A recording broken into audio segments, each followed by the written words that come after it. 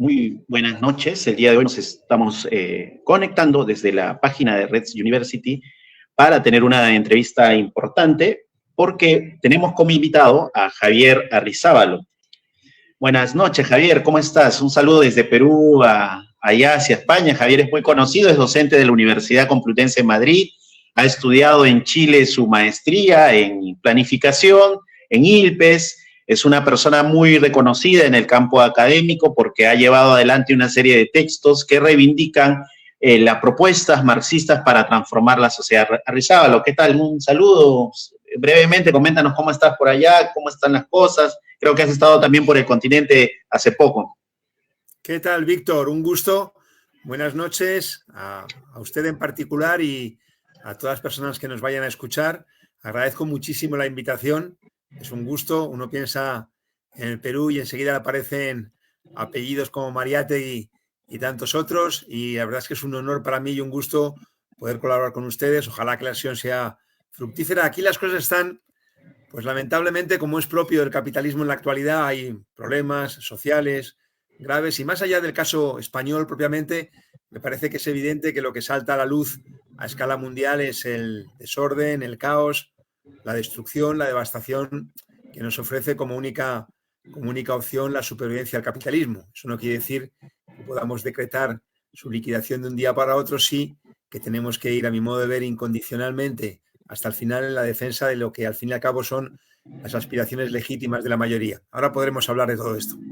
Javier, tú hace poco publicaste un texto que queremos que el día de hoy nos expongas, que es este texto que lo has llamado Enseñanzas de la Revolución de Octubre.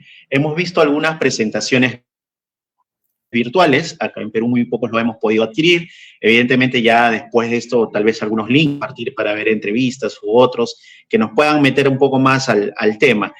¿Nos puedes explicar un poco de qué trata este libro? ¿Por qué la importancia de la Revolución de Octubre? Hoy más que nunca, que para muchos ya no es necesario postular una revolución socialista. Acá en el continente hemos tenido una experiencia de una gran marea de gobiernos progresistas que han obviado muchos de ellos el fondo de la Revolución de Octubre. Tenemos entendido que el texto tuyo busca analizar las principales discusiones, las principales propuestas que lanza este hecho histórico que cambia diametralmente el escenario mundial, al igual como lo fue la Comuna de París en un determinado momento. No sé si nos puedes explicar un poco este texto, cuál ha sido la intención, qué es lo que has buscado, y unos 20 minutos y después conversar un poco sobre el mismo. Claro que sí, con mucho gusto. Bueno, el texto del que hablamos es precisamente este, Enseñanzas de la Revolución Rusa. Es un texto grueso, son algo más de 800 páginas. Ahora explicaré algunos aspectos de la estructura, no tenemos tiempo de desarrollarlo con detalle. En todo caso, voy a ver cómo podemos hacerles llegar a ustedes algunos ejemplares, ¿no? Porque será seguramente, ojalá, ¿no? Con toda humildad, un aporte. Y además creo que lo será, y no hace falta la humildad, por otra parte, siempre recomendable, porque el libro tiene una parte grande de él que es fundamentalmente la recopilación, eso sí, muy cuidada, en castellano, en español, de toda una serie de textos que proceden directamente de la experiencia revolucionaria. Pero creo que hay un preámbulo necesario, que la propia pregunta lo apuntaba, que tiene que ver con esta ideología en el sentido peyorativo, si se quiere, en el sentido de correa de transmisión de determinados intereses, que plantea que la Revolución Rusa sería cuestión de otro siglo o de otros siglos atrás, que es la misma ilusión tramposa, digámoslo así, ¿no? Intencionada o mal intencionada de camuflar la realidad, que plantea que no existen las clases ni el conflicto entre ellas, etcétera, etcétera. Una de cuyas expresiones más perfiladas fue aquella frase terrible, ¿no? de la sí mismo terrible Margaret Thatcher, cuando decía que la sociedad no existe, que lo que existen son simplemente individuos, contra toda la evidencia contraria que revela que la solución a los problemas sociales solo podrá ser obra, obviamente, cabría añadir, de la actuación colectiva, de la organización y actuación colectiva. El punto de partida del texto yo creo que se puede resumir con dos elementos muy breves, ¿no? El primero, ¿por qué eso que se señalaba, yo creo que muy agudamente, muy acertadamente, en la pregunta, ¿por qué en 2023 tiene sentido hablar de esto? Y lo que constatamos hoy, en 2023, es que las aspiraciones legítimas de la mayoría de la población, que está integrada por quienes vivimos de nuestro trabajo, por oposición a quienes viven del trabajo ajeno, son aspiraciones que todo el mundo conocemos perfectamente, es decir, el empleo, el ingreso, la vivienda, alimentación, transporte, vestido, sanidad, enseñanza, cultura, reivindicaciones que son legítimas porque emanan de la mayoría y porque son perfectamente factibles hoy a partir de la productividad que provee nuestro propio trabajo. Y sin embargo, esas aspiraciones legítimas no solo es que no se verifican, sino que cada vez son más negadas. Baste mencionar, por ejemplo, el hecho de que la FAO, la Organización Mundial de la Alimentación del Sistema de Naciones Unidas, calcula que hay más de 800 millones de personas que pasan hambre en el mundo, cuando la población mundial recién alcanzó los 8.000 millones y la propia FAO reconoce que se producen alimentos que podrían nutrir a razón de 2.700 calorías diarias a 12.000 millones de personas. El hecho, por ejemplo, de que la OIT reconozca que en el mundo hay más de 200 millones de desempleados, es decir, gente que contra su voluntad trabaja 0 horas y no recibe ingreso, en una misma sociedad en la que hay quien trabaja para poder llegar a fin de mes, dicho de forma coloquial, 60, 70, 80 horas e incluso más semanales. Podría extenderme, esto afecta al conjunto de los países, sabemos la recurrencia de las crisis, y esto lo he formulado como una suerte de crisis crónica, entre comillas, si se quiere, del capitalismo. Sabemos la presencia de las guerras, incluso en esa región que se nos presentaba como supuestamente referente de un capitalismo bueno, civilizado, con rostro humano, Europa, y vemos cómo fuentes del Pentágono estadounidense reconocen, lo publica New York Times, que se calcula ya en más de 500.000 el número de muertos, de personas muertas en esta terrible guerra de Ucrania, cuyo trasfondo tiene que ver fundamentalmente con las particularidades de cómo se expresa, con el hecho de que el mercado mundial, tal y como señalaba Marx en esa obra, El Capital, en su libro tercero, capítulo 15, Desarrollo de las contradicciones internas de la ley, sobre la tendencia descendente de la tasa de ganancia, como el mercado mundial, el mercado que va a ser mundial, que es mundial ya bajo la dominación capitalista, es pequeño desde el punto de vista de poder absorber todas las necesidades de valorización del capital. Aquello que Engels, en el prólogo a la edición británica del Capital de 1886, expresaba con tanta nitidez cuando decía que mientras que la productividad aumenta en una progresión geométrica, sin embargo, el mercado mundial solo lo hace en una progresión aritmética. Por tanto, lo que identificamos es que los problemas no proceden de una forma u otra de gestionar el capitalismo, que en todo caso puede tener alguna relevancia, pero que lo más sustantivo es que se trata de la naturaleza intrínseca del capitalismo, la que provoca eso que podemos formular en definitiva como que el capitalismo no es solo que ya no tenga ninguna capacidad de desarrollar sistemáticamente las fuerzas productivas, sino que por el contrario cada vez procede a una destrucción de ellas, asimismo más sistematizada.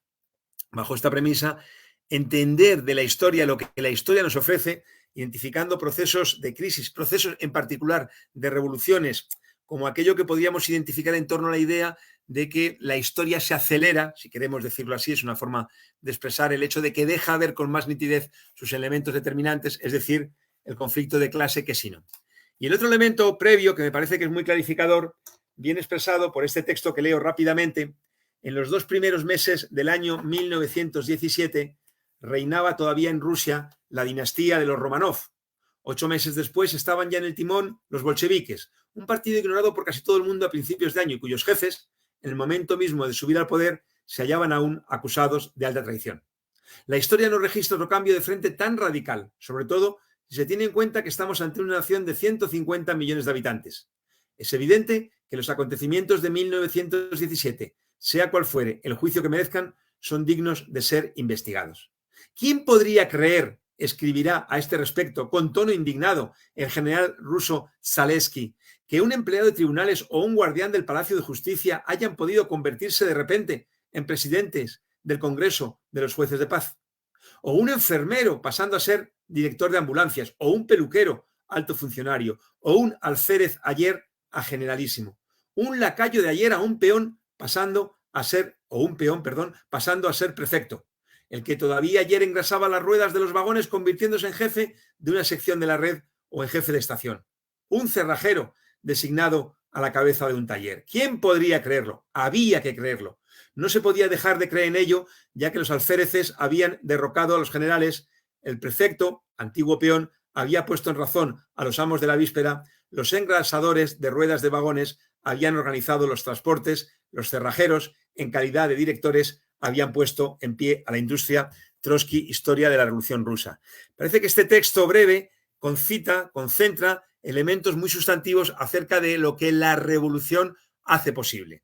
Una revolución que definimos, la fórmula es del propio Trotsky, en los términos más inmediatos: la irrupción de las masas en la vida pública para tratar de tomar las riendas de ella, las riendas de su vida.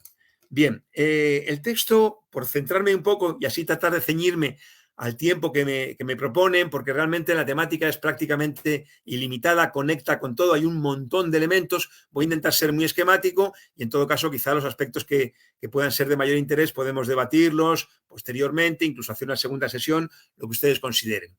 El libro se estructura en dos partes más un epílogo.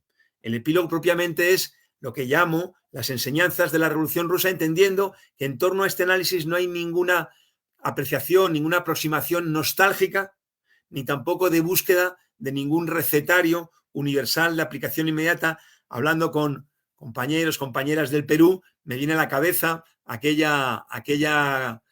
congreso del año 1929, fueron dos, el sindical en Montevideo, el político en Buenos Aires, de la Tercera Internacional ya estalinizada, y esa delegación maravillosa peruana, inspirada en las lecciones de quien cité antes, de José Carlos Mariátegui, ¿no?, cuando planteaban las necesidades de adaptar cualquier discusión a las singularidades de Perú, precisamente estudiadas. Estaba Portantiero, eran varios en la delegación, y cómo a las órdenes de Codovila, aquel dirigente siniestro, que también ocupó un lugar siniestro en la experiencia revolucionaria española, actuando contra ella en los años 30, decía que no había lugar eso y les marginaban. Está muy bien expresado en este librito del historiador tristemente fallecido Flores Galindo, La agonía de la Comiter, en relación a esta experiencia, ¿no? Entonces, no buscamos ninguna receta, no buscamos ninguna panacea, sí buscamos comprender buceando en lo más potente de nuestra historia de, repito, quienes vivimos de nuestro trabajo, la clase trabajadora. De modo que el libro tiene dos partes. Cuando se iba a cumplir el centenario de la Revolución Rusa en el año 2017, yo tenía detectada una falencia, que era la ausencia en castellano de textos que recopilaran el conjunto, por lo menos, de los principales documentos, textos, resoluciones, decretos de la experiencia revolucionaria. Me di a la tarea de recopilarlos, una tarea bastante laboriosa, también bastante reconfortante, donde estuve obligado a cotejar distintos textos, distintas traducciones a distintos idiomas, consultar, casi masacrar a algunos amigos, que, en particular uno colombiano y una búlgara que hablan bien ruso, me podían ayudar con textos directamente. Pensaba que era positivo poner esos textos a disposición del conjunto del público que lee castellano, desde el punto de vista de lo que nos puede aportar a la comprensión de eso que buscamos, que es entender cómo se determinan los procesos sociales para dotarnos de instrumentos de cara a una intervención que verdaderamente pueda abrir una salida a los problemas. Ese es el bloque central del libro, antecedido por una introducción que al final fue bastante extensa, de algo más de 200 páginas, realizada por mí, y del epílogo que decía. En relación a la presentación, bueno, yo sucesivamente abordo las distintas cuestiones formuladas en términos de preguntas.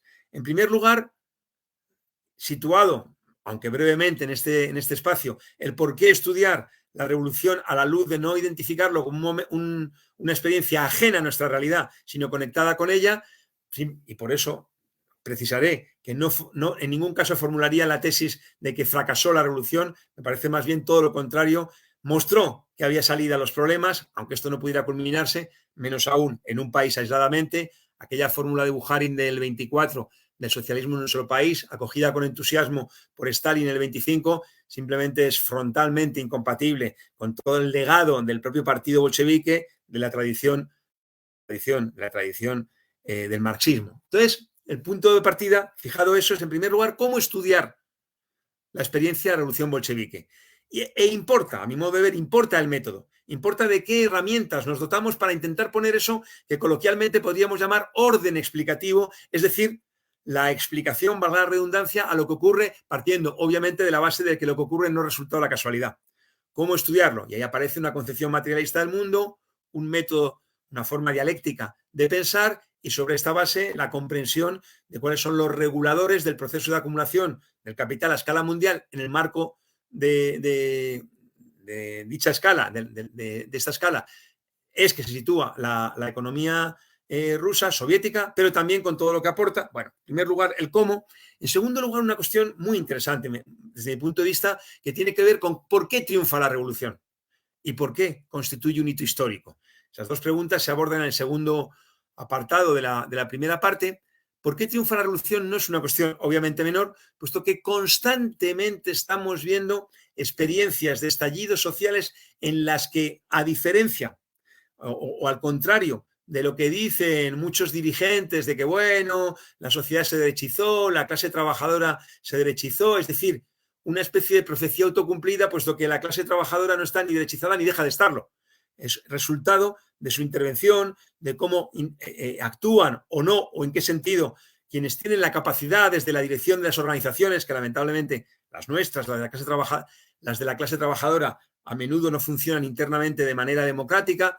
¿Por qué triunfa la revolución? ¿No? Y esto es fundamental porque son las clases en conflicto, la explosividad que provoca la supervivencia del capitalismo, pero también cómo se articulan en torno a una serie de reivindicaciones ese elemento de irrupción de las masas y dos elementos organizativos de primera importancia que no son, repito, recetario para cualquier país, pero sí aportan mucha información. Primero, verdaderos órganos democráticos de frente único, representación de la clase trabajadora, de los sectores populares, como lo fueron los soviets en la experiencia soviética.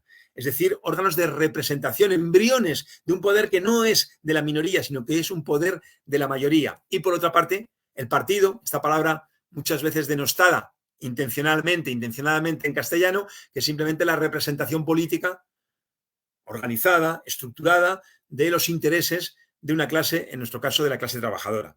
El partido, que fue lo que hizo posible que, a diferencia de febrero del 17, el triunfo de la revolución en octubre del 17 no supusiera la cesión del poder recién conquistado a ciertos referentes, ciertos representantes de la minoría dominante, sino que, por el contrario, constituyera de forma inmediata un Estado obrero y campesino, un Estado de la mayoría, un Estado que automáticamente en las primeras 24 horas, y no esto que nos dicen hoy de 100 días de tregua o algo parecido, un nuevo gobierno, en las primeras 24 horas, emite decretos tan relevantes como el decreto de la tierra o el decreto de la paz, los que están más directamente pegados al sentir de esa sociedad que clama por el pan, por la tierra.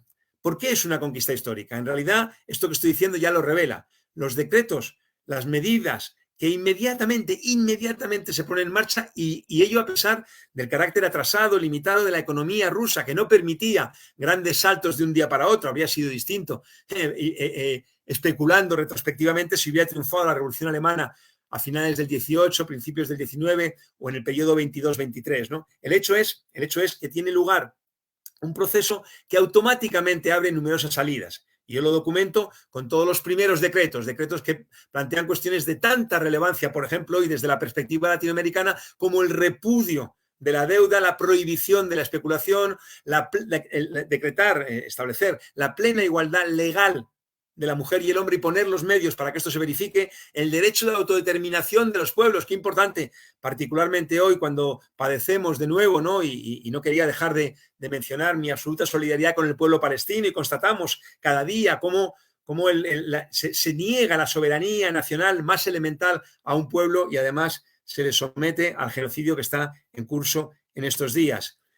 Conquistas que tienen que ver con todos los ámbitos, con el ámbito de que sea la mujer quien decide sobre su reproducción de acuerdo a los medios técnicos disponibles, al conocimiento científico disponible, con el decreto que establece el derecho claro a la interrupción del embarazo, porque ya no va a mandar sobre el cuerpo de las mujeres ningún Estado, ninguna iglesia, sino que van a ser ellas mismas, aunque es verdad que en el año 1936 Stalin liquidó este derecho como tantos otros, ¿no? Entonces me parece importante en el libro consignar, quizá, no sé, tu caso, Víctor, su caso, Víctor, el mismo mío, quizá no necesitamos consignar documentadamente por qué constituye un hito histórico, pero me parece que para una discusión abierta y seria, rigurosa, es muy importante consignarlo. No es una cuestión, digámoslo así, de gustos, de ideología en un sentido superficial, sino de la constatación objetiva de cómo efectivamente, a partir de la expropiación del latifundio, a partir de la expropiación del capital, del gran capital, se abre la perspectiva de una sociedad en la que los recursos, las posibilidades de la nación se pongan al servicio del conjunto de la nación, con lo cual se verifica de manera, yo creo, muy nítida en la experiencia en la experiencia rusa. Automáticamente, visto esto, y frente a la ilusión que podría quizá tener alguien en la propia experiencia soviética, en la experiencia del propio partido bolchevique, había dirigentes que confiaban, ¿no? Los comunistas de izquierda, Bukharin en ese momento, luego giró, ¿no? Cuando planteaban simplemente, estaba ahí también Preobrazhensky, un gran economista, planteaban simplemente la idea de que como que podría decretarse de un día para otro y no. La realidad es que lo que permite la experiencia revolucionaria triunfante es abrir una transición. Y esta palabra es muy importante porque a menudo se pervierte en Chile, en España, en Brasil, cuando se habla de una transición a la democracia que precisamente acota sus límites y que está basada en la terrible impunidad que padecemos en nuestros países, como se revela, por ejemplo, muy nítidamente en el propio caso español, ¿no? ¿A qué dificultades se enfrentan? Y hay dificultades de distinta índole. Por una parte está la base económica tan atrasada. Por otra parte hay aspectos situados en el terreno político, en el terreno cultural, en donde no se decreta, valga la paradoja, hablando antes de sí, decretos jurídicos, donde no se puede decretar, imponer, establecer de un día para otro un cambio en la mentalidad de las personas, un cambio en la forma de conducirse. Hay una transición que integra necesariamente la retroalimentación de aspectos económicos, de aspectos políticos, culturales, bajo la premisa de un funcionamiento democrático de las organizaciones de las que se ha dotado el propio proceso revolucionario. En este contexto de dificultades es donde se entiende lo que podríamos llamar una suerte de tormenta perfecta que permitirá, que hará posible, que llevará, de hecho, a la burocratización de la experiencia soviética. Yo lo planteo esto en términos de la siguiente pregunta. ¿Era inevitable una degeneración burocrática de la experiencia soviética? Y la respuesta es bastante sencilla, la respuesta es que no. Es verdad que muchas veces en el lenguaje coloquial, en las conversaciones, digamos, más superficiales, se dice, bueno, todo acaba mal siempre, como si fuera una inevitabilidad. Pero habría que decir que la única argumentación posible para pretender que siempre acaba todo mal es decir que el ser humano es así. Pero ocurre que el ser humano no es de ningún modo descontextualizadamente del marco histórico en el que vive. Y cuando el marco es de transición, ahí se abre esta perspectiva de la propia modificación de los seres humanos en torno al proceso que les hace plenamente dignos, capaces, conductores de su vida en el día a día, y esto de forma colectiva, con todo el espacio para los deseos, las ilusiones individuales. ¿Es inevitable? No, no es inevitable. Y si no es inevitable, quiere decir, si no hay ninguna forma seria de argumentar que era inevitable la burocratización, hay que ir a las circunstancias particulares que concurren. Y esto incluye desde el hecho de esa base económica tan atrasada hasta el hecho que se expresa finalmente en la modificación, digámoslo así, sociológica del partido bolchevique, que pasa de ser un partido eminentemente de obreros y campesinos a acabar siendo un partido enseguida, en menos de una década. Esto está muy bien estudiado en el libro de Pierre Brouet, El partido bolchevique, que pasa a ser un partido de funcionarios, esencialmente.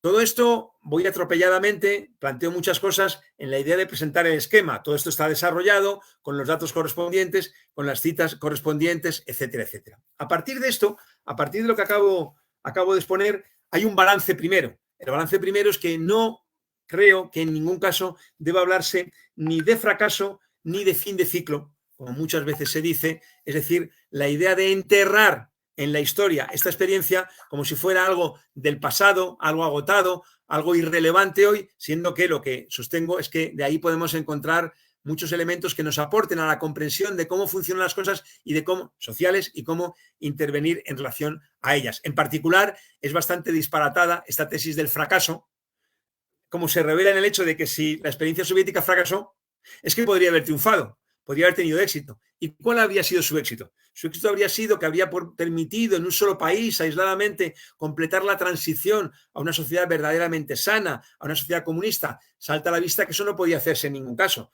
Más bien lo que decíamos, lo que podríamos decir, y hay una anécdota muy interesante, y es que Rosa Luxemburg escribió un libro sobre la Revolución Rusa, que cuando sale de la cárcel en noviembre del 18, al calor del proceso revolucionario, sus camaradas, sus compañeras le explican que le faltan elementos, que no está muy fino y ella decide no publicarlo. Su albacea testamentario, cuando fue asesinada el 15 de enero de 1919, fue Paul Lavie, que se había salido con ella, con Liebknecht, con otros dirigentes y con otros militantes fuera del SPD, comprometido en la guerra imperialista en la Primera Guerra Mundial. Finalmente Paul Lavie vuelve al Partido Socialdemócrata y publica el texto. Y el texto hay aspectos no afinados, pero tiene una conclusión que a mi modo de ver es maravillosa desde el punto de vista de su elocuencia. Dice, se puede discutir cualquier cosa, pero lo que revela la experiencia soviética, abre comillas, es que Lenin, Trotsky y sus amigos osaron, es decir, se atrevieron, mostraron que claro que es posible trabajar, poner los medios, avanzar en un proceso presidido por una orientación distinta, la transición a una sociedad sana que ponga el conjunto de recursos al servicio del conjunto de la población, lo cual, sabemos, se hurta y ese proceso de transición se revierte a partir de finales de los años 20 y se culmina esa reversión con las purgas de los primeros 30 que liquidan todo espacio de discusión democrática en el seno no ya del partido bolchevique, sino de la propia sociedad rusa, soviética en su conjunto. Por ejemplo, los soviets dejan de reunirse, por ejemplo, la Comisión de la Mujer, la CENODEL del Comité Central deja de reunirse, etcétera, etcétera. Después de esta presentación un poco apresurada, viene la segunda parte que decía, que son los textos, que yo la llamo la experiencia soviética a través de sus textos, que están agrupados en 7 bloques, antecedentes, 1, 2, del ensayo general de 1905 a febrero del 17, 3, 1917, de febrero a octubre, 4, octubre, el triunfo de la revolución y sus primeros resultados, como decía, decenas y decenas de decretos recopilados aquí, 5, 1917, 1929, el debate de los años 20, 6, el gran giro y la degeneración burocrática, la revolución traicionada, 7, balance y conclusiones. También siempre con textos originales de la revolución, de los propios protagonistas. La revolución rusa tiene una particularidad que a mí me parece muy llamativa, es que los propios dirigentes fueron grandes teóricos. Yo soy profesor de Economía Política Mundial y no puedo explicar rigurosamente la economía mundial actual, perdón, sin recurrir a categorías teóricas como la del imperialismo como estadio del capitalismo o la del desarrollo desigual y combinado, que fueron formuladas respectivamente por Lenin y por Trotsky. Es decir, este hecho singular de la experiencia soviética, inédito, ninguna revolución ha dado dirigentes que a su vez tuvieran tamaña categoría desde el punto de vista teórico. Y finalmente hay un apartado con el que cierro mi intervención, que es un apartado de el epílogo, se llama así, Enseñanzas de la Revolución Rusa para la clase trabajadora hoy. No desarrollo nada, solo enumero rápidamente los 7 apartados que constan. En primer lugar, que el socialismo no es un deseo, sino una necesidad, porque el capitalismo no es reformable y conduce a la barbarie. En segundo lugar, el camino al socialismo se abre con la revolución. Ninguna ilusión en una cesión gratuita, amable, de privilegios por parte de la clase dominante, la clase explotadora. 3, la toma del poder por la clase trabajadora exige su organización soberana con órganos de frente único y un partido obrero independiente, cuestiones a las que aludía, aunque muy de pasada, muy esquemáticamente. 4, un Estado obrero no es el socialismo, pese a las capacidades que abre. La transición al socialismo necesita un amplio desarrollo de las fuerzas productivas y, por tanto, la extensión mundial de la revolución. 5, combatir el riesgo de contrarrevolución, nada está garantizado, nada está asegurado, desde fuera y desde dentro, esto es, centralismo democrático, plena libertad de discusión y, a partir de ella, plena unidad de acción y desarrollo de las fuerzas productivas. 6, la clase trabajadora puede y debe aprender las enseñanzas de la historia. Y 7, dividido en 2 partes, conclusión final, ¿qué hacer para resolver los problemas actuales que no dejan de agravarse? ¿Qué aporta la experiencia soviética al respecto? 7.1 son 2 puntos. Tenemos la alternativa, el camino al socialismo y el comunismo. Hoy es perfectamente viable, año 2003, que toda la población mundial tenga la cobertura holgadamente de sus necesidades materiales y a partir de ahí que pueda desplegar todas las capacidades que definen al ser humano como especie, lo cual es negado para la inmensa mayor parte de la población mundial, incluso y cada vez más en las economías históricamente identificadas como avanzadas. Y en segundo lugar, tenemos el instrumento que no puede ser que el de la organización independiente de la clase trabajadora, bajo la premisa de que solo hay una forma de defender las aspiraciones, las reivindicaciones sentidas, legítimas de la mayoría, que es hacerlo incondicionalmente, organizándose de forma independiente para defenderlo incondicionalmente, sin someterlo a ninguna condición. Y por tanto, hasta el final. Y a mí me gusta cerrar esta exposición me va a gustar hacerlo con una frase que creo que sintetiza muy bien esto de las enseñanzas, esta perspectiva que no es ilusoria. Es como cuando en Palestina dicen nunca podrá haber un solo Estado. No, lo que se verifica cada día es que no puede haber dos estados, porque dos estados consagra la colonización de la tierra palestina, impide el derecho al retorno, etcétera.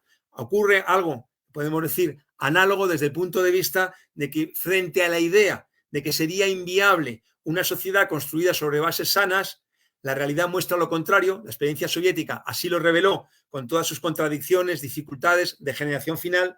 Y hay una frase, precisamente, lo cité antes, del propio Trotsky, de un texto que se conoce como su testamento, que dice: la vida es hermosa, que las futuras generaciones la libren de todo mal, opresión y violencia y la disfruten plenamente. Muchas gracias. Muchas gracias, Javier. Ha sido impactante la forma como has resumido rápidamente el texto que has presentado, y que desde ya los invitamos a todos los que nos están viendo a revisarlo, a buscarlo, en la medida de lo posible tratar de contar con algo más de información del mismo. Javier, antes de entrar a comentar un poco, me parece importante lo que acabas de decir. En lengua española o en castellano o en alguna de las lenguas más vinculadas a nosotros en el continente, como el portugués, muy poco se conoce de los documentos de la Unión Soviética, ¿no? Alguna vez hemos tenido la oportunidad de buscar textos que promulgaron sobre la cuestión de minería o el manejo de la tierra o el manejo agrícola, y estos están en francés y de muy poco acceso por vía virtual. Es interesante que hayas tomado esta tarea de recopilar los documentos, porque en cierta medida muestran la experiencia de cómo se fue conformando el espíritu legislativo del conjunto de la Revolución Rusa, ¿no? Tú comentabas algunos elementos, ¿no? Que me parece, antes de entrar ya al texto, que marcabas muy claramente. Uno, que es imposible gestionar el capitalismo. Eso rompe diametralmente con esta onda progresista, y que tú también tal vez en España la has vivido últimamente, ¿no? Con un sector de la izquierda que ve que solo es posible llegar a los gobiernos a arañar algunos derechos humanos. Pablo Iglesias decía que lo máximo que se puede esperar es aumentar los derechos humanos dentro del Estado burgués, y no es necesario retomar algunas ideas de la Revolución Rusa para poder transformar nuestra sociedad, ¿no? Y el segundo elemento que me parece muy rescatable es el tema de las enseñanzas de la Revolución Rusa. Tú comentas ahí muy claramente que es importante recopilar estas enseñanzas. Y es que es cierto, ¿no? En nuestros países se ha dado una oleada de movimientos que muy poco han tomado en cuenta la experiencia de la Revolución Rusa, que es una experiencia que, como tú bien marcas, rompe muchos esquemas, ¿no? Al igual que la Revolución Cubana acá en este lado del mundo, ¿no? O sea, esta posibilidad de que puedan surgir lo que tú llamas lo que se categoriza generalmente como los frentes únicos del establecimiento de espacios de nuevo poder que puedan funcionar en paralelo al Estado burgués y que puedan dar un pie al tránsito a la construcción de una sociedad socialista y luego a una propuesta de una sociedad comunista, evidentemente marcan un escenario que rompe o permite romper diametralmente con el fracaso que vienen teniendo los progresismos en nuestro continente. En ese marco, Javier, y un poco ha sido largo esto, ¿nos podrías reseñar actualmente cómo ves esto? O sea, porque mucho en nuestros países vemos que hay la necesidad de los grupos de izquierda, y hay una gran cantidad de grupos de izquierda que ven la necesidad solo de gestionar el capitalismo. Y segundo, obvian las enseñanzas de la Revolución de Octubre. ¿Qué consideras, qué perspectivas ves o cómo se tiene que abrir este debate, ¿no? Y creo que tu libro apunta un poco a eso, ¿no? Sí, excelente. 3 cositas muy rápidas, o intento que sean bastante rápidas, ¿no? Primero, yo tengo un libro publicado en 2014 que acaba de salir originalmente, la 3ª edición, y en estas semanas va a salir una edición portuguesa en portugués en Brasil, se llama Capitalismo y Economía Mundial, cuyo contenido, también un libro muy extenso, más de 700 páginas, cuyo contenido sustantivo es demostrar, desde el punto de vista de la combinación de la aproximación teórica e histórica con los hechos empíricos, con la aproximación empírica, que el capitalismo no es reformable. ¿Por qué? Porque si nosotros hablamos de capitalismo, hablamos de rentabilidad. Y nosotros sabemos que las exigencias de la rentabilidad, y por eso lo que dice Pablo Iglesias no es verdad, no es que en el marco del capitalismo se pueda avanzar en ciertos derechos humanos, al contrario. En el marco de la supervivencia del capitalismo, incluso lo que fueron conquistas históricas de la clase trabajadora están puestas en el punto de mira. Eso expresa con mucha nitidez. Perdón porque parece un comercial. Recién he publicado la segunda edición de mi libro sobre la experiencia chilena durante la dictadura, que les queda cerquita. Y ahí me parece que se revela con toda claridad que cuando el capital ve amenazada su posición de predominio, primero, no va a parar mientes en nada para preservarla. Y segundo, de forma bien descarnada va a eliminar todo lo que son obstáculos para sus exigencias económicas. Por eso, no, el problema es que la rentabilidad hoy no es que sean incompatibles con que paulatinamente mejoren nuestras condiciones de vida al ritmo al que los avances científicos, técnicos lo hacen posible, sino que nuestras condiciones arrancadas hoy existentes están cuestionadas. Y hay todo un paquete que se identifica mucho en particular con la institución más connotada del capital financiero dominante, que es el estadounidense, que es el Fondo Monetario Internacional, que tiene un paquete perfectamente diseñado a tal efecto. Entonces, ¿qué ocurre? Para mí, Víctor, la clave radica en lo siguiente. Hay un texto muy recomendable, muy cortito, se encuentra fácilmente y de todos modos los textos que propongo, si quieren me los piden y yo se los envío. Un texto muy corto de Rosa Luxemburg del año 1899 que se llama Una cuestión táctica. Tiene varios textos con títulos parecidos. Una cuestión táctica, 1899, y ella distingue lo que es estar en un parlamento burgués como altavoz de estar en un gobierno burgués para hacer la política de la burguesía. Porque es distinto llegar a un gobierno que automáticamente establezca una posición que le va a llevar a la ruptura, claro, pero que establezca la posición de que si en un lado de la balanza ponemos los intereses de la mayoría, no hay nada que lo contrarreste. Porque cuando nos dicen que se va a defender la enseñanza pública como derecho de la mayoría, como salario indirecto, pero se nos dice que hay que alcanzar no sé qué objetivo en torno al déficit público, la deuda pública, sabemos lo que ocurre finalmente. Por tanto, un hipotético gobierno emanado de la mayoría que se diera por tarea incondicionalmente defender las reivindicaciones, y yo, Víctor, creo que entre nosotros debemos hablar de manera fraternal para lo que voy a decir en relación con el caso chileno. Plena, absoluta, incondicional solidaridad personal con todas y cada una de las víctimas del terrorismo de Estado, que es a quienes dedico el libro, la segunda edición. Dicho lo cual, el gobierno de la Unidad Popular tenía un dilema: o actuar en favor de las masas que iban muy rápido y muy fuerte, o respetar un marco institucional que no admitía nada. Esto es para hablar otro día mucho más desarrollado. Pero lo digo porque al final lo que importa que es, no importa la posición maximalista, ninguna ultimatista, no importa ni siquiera, o no importa lo que más, que nosotros sepamos que no hay solución el capitalismo. Lo que pasa es el compromiso, lo importante es el compromiso irrenunciable con organizarnos para defender las reivindicaciones hasta el final. Y me parece, Víctor, que su pregunta va por el lado de que hay quienes dicen lo de las reivindicaciones, pero cuando hay campaña electoral, cuando asumen, se les olvidan las reivindicaciones y se acaban Hay que meterlo en la gaveta, dice, ¿no? Hay que guardarla. No hay que decirlo porque la gente se asusta. La segunda cuestión, o se ilusiona, que es más peligroso. La otra cuestión es muy interesante lo que señalas, las formas organizativas. Hay un documento que existe en castellano muy interesante, se llaman los 4 manifiestos, tesis y resoluciones de los 4 primeros congresos de la Internacional Comunista. El texto es una joya, vale la pena, está disponible fácilmente en internet. Y digo esto porque en el 4º congreso, en el año 1922, la Tercera Internacional se crea el 3 de marzo de 1919, asisten, entre otros, otro gran dirigente y teórico latinoamericano, bastante poco conocido, diría que incluso menos que José Carlos Mariátegui, que es Luis Emilio Recabarren, el chileno Luis Emilio Recabarren. Y es precisamente en ese congreso donde se acuña la fórmula del Frente Único Antiimperialista. La fórmula del Frente Único Obrero no puede ser universal cuando hay países en los que no hay clase obrera como tal, resultado de su posición dominada, etc.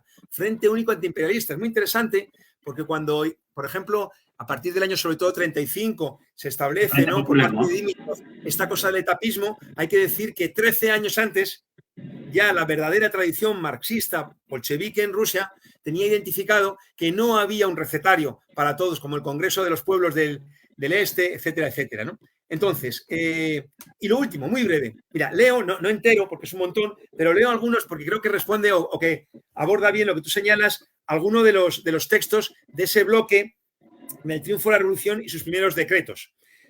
Carta a los miembros del Central.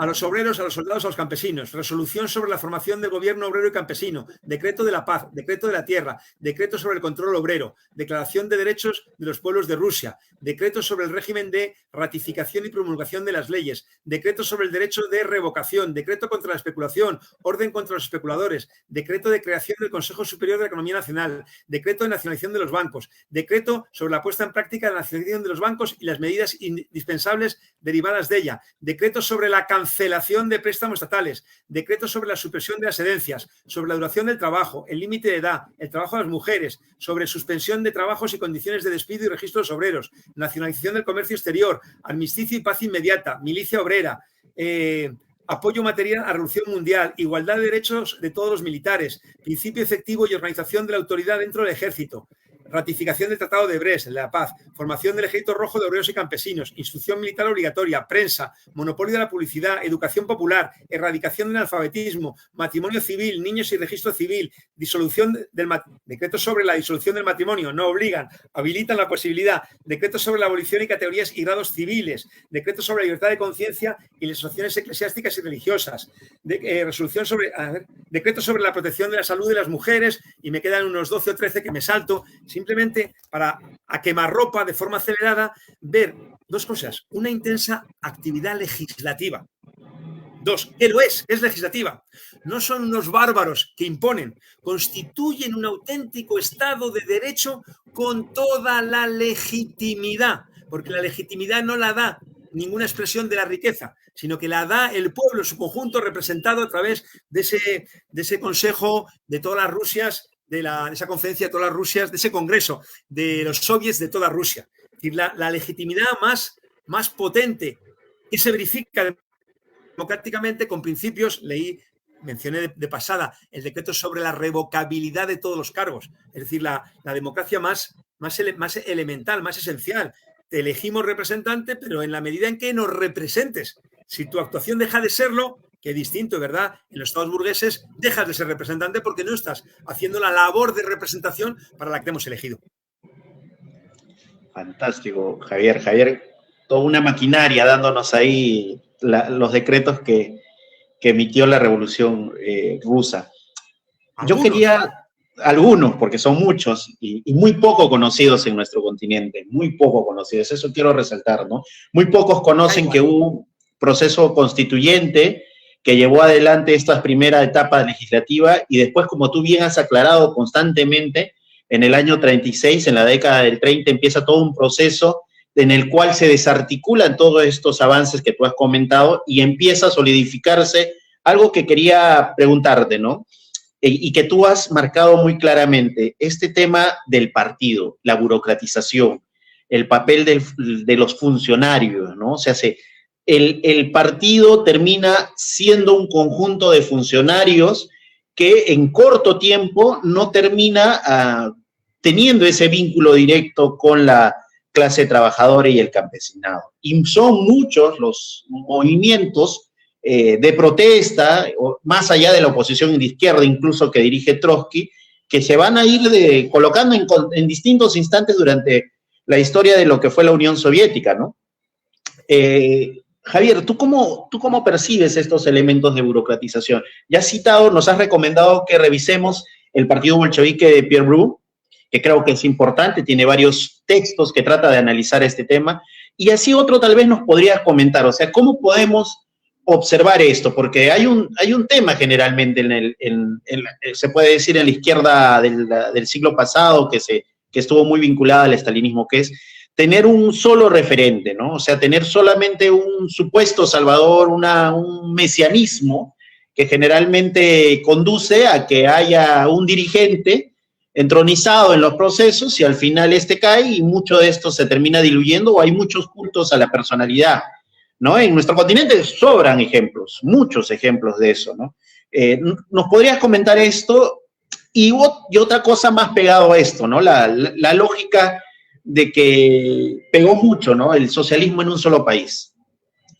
Mariátegui, como tú bien habías hablado al inicio, tomando en cuenta este libro de Flores Galindo, La agonía de Mariátegui y la discusión con el Comintern que se dio, que es un texto magnífico de Flores Garindo y es virtualmente, ustedes lo pueden encontrar en cualquier parte.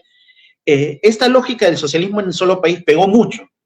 Y acá lo que quiero ir es, Mariatti hablaba de la Unión de Repúblicas Socialistas Latinoamericanas, incitaba a una revolución indoamericana, decía el socialismo indoamericano, retratando de que no había fronteras que nos dividen y solamente las fronteras las habría creado los estados-nación burgueses. ¿Tú cómo ves este escenario? Hoy en día, levantar la perspectiva del socialismo por fuera de un solo país es factible. Luego, tú que paras viajando, tú que paras en los distintos debates, ¿es cada vez más metido este tema o se sigue viendo estas restricciones? Porque más allá de que puedas levantar un programa internacionalista, suele suceder de que no hay ese chip de que solo esto se puede conseguir por medio de una revolución a escala mundial, y es algo que tú bien has retratado con este texto de los 4 primeros congresos del Internacional Comunista. O sea, la esperanza era la revolución en Alemania, ¿no? Para poder oxigenar lo que venía sucediendo en la Unión Soviética. Era la esperanza de que nazca en otro lado otro proceso muy parecido y que pueda llevar a gestionar, a tomar en sus manos la producción por parte de la clase trabajadora y el campesinado. Y eso en cierta medida no se dio. Bueno, la historia ya sabemos. Entonces, para ir resumiendo ahí lo que te decía, ¿no? El partido y este tema del socialismo en un solo país. ¿Cómo tú ves este escenario para adelante? Una precisión solamente. El tema de la Asamblea Constituyente, yo creo que merecería una discusión específica. El gobierno provisional se tiró todo el tiempo que va, desde febrero, marzo hasta octubre, anunciando que alguna vez se iba a construir y nunca se construyó. Se construye a partir del triunfo de la revolución y es verdad que en enero del 18 se plantea un conflicto y lo que se constata es que la verdadera legitimidad radica en el gobierno emanado de los soviets, en los propios soviets, y en una asamblea constituyente que incluso estaba formada a partir de la existencia de partidos que se habían modificado drásticamente. Merecería la pena discutirlo, no para ahora, en relación con los 2 puntos que señalas. El primero, el tema de la burocratización.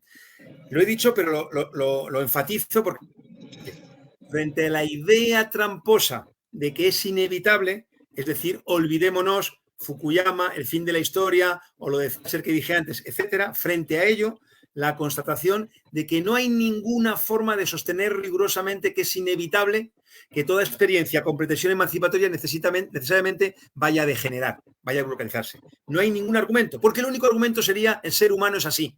Y repito, el ser humano no es de ninguna forma descontextualizadamente de la sociedad en la que vive. Primera consideración. Y en una sociedad en transición, también la propia conformación del ser humano, de los seres humanos, está en movimiento. La segunda cuestión tiene que ver con que nosotros, aunque lo he dicho muy de pasada, como todo, pero partimos del método marxista. ¿Por qué? Porque el método marxista nos provee el marco analítico, nos permite entender qué es la burocracia. ¿Y por qué esto? Bueno, en primer lugar, porque nosotros se puede resumir con 2 textos. Estoy hoy muy recomendador de bibliografía. Hay uno que muy emblemático, el prólogo a la contribución a la crítica de la economía política de Marx de 1859, donde explica el lugar que ocupa la base material, muy simplificadamente el ser determinada conciencia, conjuntamente con otro texto que es una joya, es una carilla, estrictamente, de Engels, la carta a Bloch, donde él explica que ha podido ser malinterpretado lo que Marx y él mismo decían cuando discutían con filósofos idealistas y por lo tanto tenían que enfatizar el apartado material sin que esto, lo que coloquialmente solemos llamar economía, sin que esto determine, salvo en última instancia, bueno, ¿esto qué explica? Víctor, explica, compañeros y compañeras que puedan escuchar, implica lo siguiente, implica que la base material importa. Es que lo que importaba de Alemania no solo era la oxigenación desde el punto de vista de la experiencia, como muy bien ha señalado usted, Víctor, sino también el hecho de que en Alemania había una base material ligada a la industrialización que permitía proveer condiciones para la mejora inmediata de las condiciones de vida de la población, del conjunto de la población, cosa que en Rusia estaba mucho más limitada por su atraso. Todavía en el año 30, en Rusia el 70% de los arados eran de madera, ¿no? Entonces, esto importa, ¿por qué? Porque sobre la base material de las limitaciones del proceso revolucionario en un país, en una economía tan atrasada, el hecho es que se constituyen, y esto es muy importante, intereses distintos. A nosotros, en el análisis social, nos importa todo. Y nos importan los nombres, los términos, los conceptos, las categorías teóricas. Por eso, aunque en la Unión Soviética no existían clases, sí existían grupos sociales, en particular una casta, una capa burocrática, que tenía intereses propios. Los intereses que se satisfacían con la forma de privilegios por el lugar que ocupaban en la gestión de las cuestiones del Estado, en particular en la distribución, si queremos decirlo así. Pero ojo, no eran propietarios. Por eso la discusión acerca del carácter del Estado, que seguía siendo un Estado obrero, por más que degenerado, porque no se había restablecido la propiedad privada, lo que sí ocurre plenamente a partir de diciembre del año 91. Y es muy interesante lo que señala, Víctor, usted, con mucha precisión, porque es el 53 Berlín, el 56 Hungría, el 68 Checoslovaquia y Polonia, el 81 Polonia, etcétera, etcétera, levantamientos que frente a lo que se dice no tienen reivindicaciones de restablecimiento del capitalismo, sino que tienen como reivindicaciones las que son propias de la clase trabajadora, a saber, elementos materiales, condiciones económicas y derechos democráticos, libertades democráticas, ¿no? Ahí se hace una trampa, digamos, mezclando todo eso, pero para abreviar, porque soy bastante prolijo, por no decir pesado, la cuestión del socialismo en un solo país, etcétera. En 1848, Marx y Engels, o Marx sobre la base de un borrador de Engels, cuando redactan el programa del partido recién constituido, la Liga de los Comunistas, en 1847, que reemplaza. Javier, ¿nos escuchas? Javier ha tenido un inconveniente. Son iguales. De los comunistas que decía, proletarios del mundo unidos, lo que plantea. Javier, ¿me escuchas? Vas a tener un contenido mundial, aunque presente formas nacionales. Esa diferencia es muy importante. Contenido mundial, formas nacionales. Las reivindicaciones de todo. Vengo de estar en Chile en septiembre. En Chile, como en el Perú, como en España, en cualquier sitio, hay una reivindicación elemental de la clase trabajadora sentida de manera directa, que es el salario diferido, la pensión de jubilación, no tener que trabajar hasta el último día de la vida para poder seguir viviendo, pagando un alojamiento, pagando la comida, el transporte, el vestido, etcétera, etcétera. Esa reivindicación común de la clase trabajadora de cualquier país, ¿qué forma toma en Chile? Recuperar el sistema que fue destruido por la dictadura. Porque no se puede decir privatizar la seguridad social. No existe tal cosa de una seguridad social privada. Si es privada, no es seguridad social. Seguridad social, el concepto define el hecho de que la sociedad provee seguridad con la forma de subsidio, salario, lo que sea. De salario diferido, salario indirecto, etcétera, etcétera. En España, sin embargo, la misma aspiración de la clase trabajadora chilena toma una forma distinta. La preservación del sistema de seguridad social digno de este nombre, más allá de sus debilidades, es objeto de ataques. No sé si me explico. Y esto es importante, ¿por qué?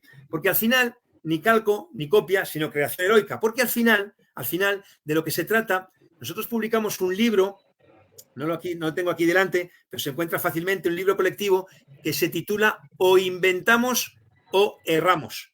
Es una fórmula de Simón Rodríguez, el que fuera maestro educador de Simón Bolívar. Y lo que plantea es algo que tiene una conexión directa con la frase que recién dije de Mariátegui. ¿En qué sentido? En el sentido de establecer que nosotros no, porque el subtítulo del libro, O inventamos o erramos, del que soy coordinador con 2 compañeros más y 2 compañeras más, Brasil, Cataluña, México y Argentina. La clave es, el subtítulo es enseñanzas, aprendizajes de algunas experiencias de lucha contra la explotación capitalista. Es decir, no menospreciamos el legado de la historia, el aprendizaje, las enseñanzas, lo que constituye nuestra sesión de hoy, pero no las planteamos como receta al punto de ese título, ojalá, estimulantemente provocativo, de que hoy inventamos o si no vamos a errar en la pretensión de trasladar mecánicamente experiencias de otros países a los nuestros en cada momento. Y hay una cosa muy, muy interesante, Víctor, a mí me parece fascinante, y es la capacidad creativa de la clase trabajadora. En ese libro se estudian experiencias como la de los cordones industriales en Chile, como la de las fábricas recuperadas en Argentina, como la de la Revolución Española en respuesta al golpe de Estado. En Chile los cordones industriales son la base de un proceso, por lo menos embrionariamente, yo creo que más revolucionario. Y es fascinante, por ejemplo, cómo la siniestralidad laboral casi desaparece, cómo la productividad aumenta, cómo se revela de una forma nítida que nosotros podemos vivir sin ellos, pero ellos no pueden vivir sin nosotros. Me parece que es particularmente interesante frente a esa idea tramposa de que muchas veces pasa, ¿no? Es que no tenemos proyecto. ¿Cómo que no tenemos proyecto? Tenemos el proyecto de reivindicar, de defender, de pelear por las reivindicaciones hasta el final. Camino en el marco del cual, ni que decir tiene, que tendremos que arrollar con todas las instituciones que establecen un marco de dominación, de opresión sobre la mayoría. Porque al final lo que nos damos como objetivo más que legítimamente, más que moralmente, es la emancipación de la humanidad de toda forma de opresión. Gracias, Javier. Ha sido... ¿Me escuchas? ¿Me escuchas? Perfectamente, sí. Muchas gracias, Javier. Tal vez tus palabras finales, el tiempo es muy, muy tirano. De verdad, estamos con todos los invitados tratando de abrir más adelante, el próximo año, tal vez un espacio de mayor discusión, de mayor interpelación, en la cual podamos debatir, conversar contigo, transmitir algunas ideas, incluso de ir analizando un poco de lo que vienes suscitando en la realidad, ¿no? El interés de nuestro espacio es abrir esto, ¿no? Un debate, ir conociendo y nuevas elaboraciones, reconociendo algunas actividades intelectuales que ustedes vienen, personas como tú, vienen realizando a nivel mundial, ¿no? Javier, tal vez tus últimas palabras, algunas recomendaciones y último, desde ya, invitarte para una próxima sesión. Es interesante lo que has hablado, tu texto sobre Chile. Muchas veces se idioniza, o sea, se crea un mito sobre lo que sucedió en Chile y no se ve el fondo de qué en verdad ha movido o qué es lo que sucedió, y creo que tu crítica ha sido muy... Y el elemento principal lo has marcado al final, ¿no? Se demostró que ellos no pueden vivir sin nosotros y nosotros, más bien, sí podemos vivir sin ellos. Creo que eso marca mucho de lo que proponemos en el fondo. Nosotros creo que los que nos consideramos marxistas no proponemos ser unas sanguijuelas o vivir de un Estado burgués, no. Proponemos poner al servicio de toda la clase trabajadora y de los campesinos las fuerzas productivas para llevar adelante un desarrollo. Y eso implica la constitución de un nuevo poder. Eso implica lo que tú has explicado muy claramente que sucedió en la Unión Soviética. Te digo que te invito a una próxima, tal vez tocar, coordinar. Nos parece interesante también este texto que has hablado de capitalismo e imperialismo que has desarrollado y que creo que es parte de las clases que brindas en la Universidad Complutense de Madrid. Y ya, desde ya la invitación está extendida, Javier. Espero que pronto podamos contar con otra charla pequeña. Yo sé que ha sido muy opresor el día de hoy el tiempo. Tus palabras finales, Javier. 3 cuestiones. Primera, la dominación capitalista va a recurrir a todo con el mayor grado de salvajismo que sea necesario. La experiencia chilena, por ejemplo, y no solo, ustedes tienen la suya, nosotros tenemos la nuestra, lamentablemente, aunque al final compartimos. Primera consideración. Segunda consideración, a mí me gusta comparar a la clase trabajadora con una suerte de organismo vivo que como tal tiene instinto de supervivencia. Y por eso a pesar de derrotas, a pesar de traiciones, a pesar de represión, aquí opera lo de Galileo, por si mueve y sin embargo se mueve. Y en tercer lugar, que solo con la organización de la clase trabajadora, de quienes vivimos de nuestro trabajo, por oposición a quienes viven de nuestro trabajo, la organización independiente de todo compromiso con las instituciones del sistema de opresión que provoca nuestros padecimientos, es que podemos verdaderamente abrir una salida.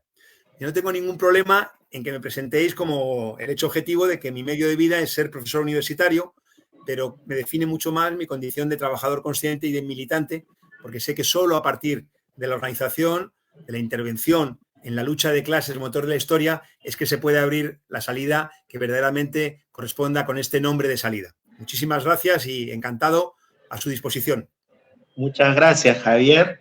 Ha sido un gusto el día de hoy. Hemos contado con Javier Arrizabalo. Él nos ha contado un poco la situación que se ha venido, su texto, Enseñanza de la Revolución Rusa.